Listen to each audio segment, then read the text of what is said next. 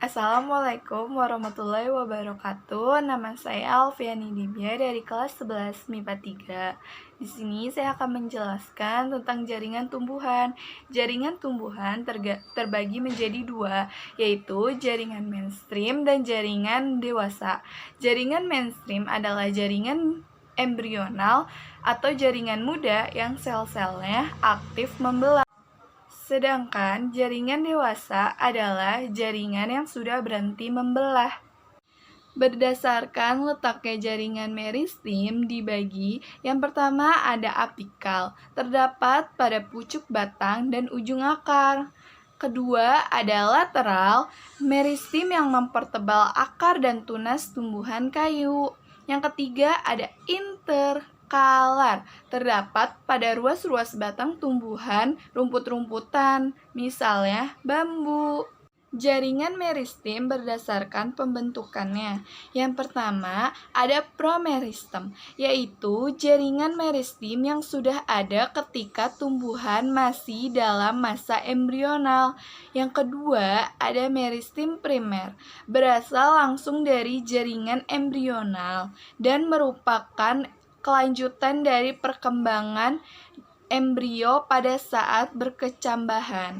Yang ketiga, ada meristem sekunder, berasal dari jaringan dewasa yang mengalami diferensiasi, contohnya kambium gambus dan kambium vaskuler.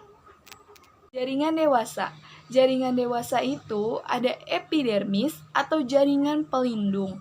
Yang kedua ada parenkim atau jaringan dasar. Yang ketiga ada jaringan penguat, yang keempat ada jaringan pengangkut, yang kelima ada jaringan periderm.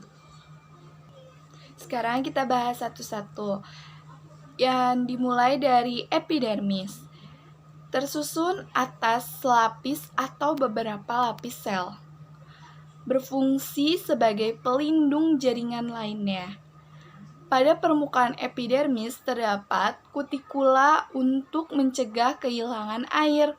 Modifikasi epidermis yaitu ada stoma, trikom, dan filamen. Yang kedua ada jaringan parenkim.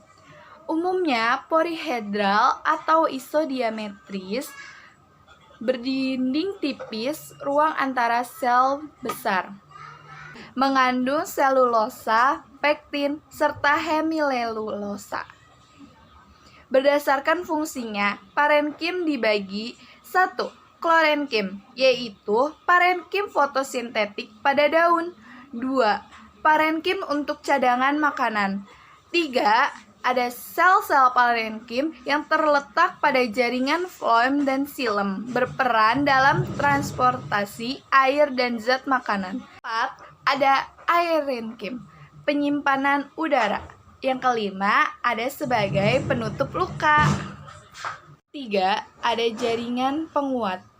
Jaringan penguat berfungsi menunjang agar tumbuhan berdiri dengan kuat. Jaringan penguat terdiri dari kolenkim dan sklerenkim. Kolenkim mengalami penebalan sudut atau penebalan tidak merata. Tidak mengalami penebalan dari lignin. Banyak terdapat pada tumbuhan yang masih muda. Sedangkan sklerenkim mengalami penebalan lignin, penebalan dinding merata, terdiri atas serat dan sklereid. Keempat, ada jaringan pengangkut. Jaringan pengangkut berfungsi mengangkut air dan zat-zat makanan hasil fotosintesis ke seluruh bagian tumbuhan. Macam-macam jaringan pengangkut itu ada xilem dan floem. Apa sih itu? Yang pertama, xilem. Xilem berfungsi mengangkut air dan garam-garam mineral dari akar ke batang tumbuhan serta daun. Xilem terdiri atas trakeid, yaitu sel-sel tabung panjang dan sempit dengan ujung meruncing. Trakea, sel-sel tabung rata dengan ukuran yang lebih pendek dan lebih lebar daripada trakeid. Xilem terletak di antara trakea dan trakeid dan berfungsi sebagai penyongkong tumbuhan. Dan yang terakhir ada parenkim xilem, sel-sel pendek berlignin berfungsi sebagai tempat penyimpanan zat makanan.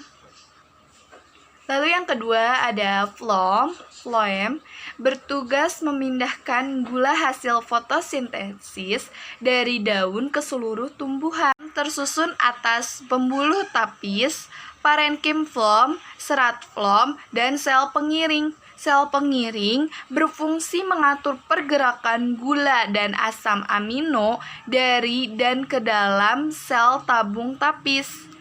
Parenkim phloem sebagai penimbun zat ergastik. Serat phloem berfungsi memberikan sokongan. Dan yang terakhir, yang kelima, ada jaringan epiridem. Merupakan jaringan pelindung sekunder pengganti epidermis.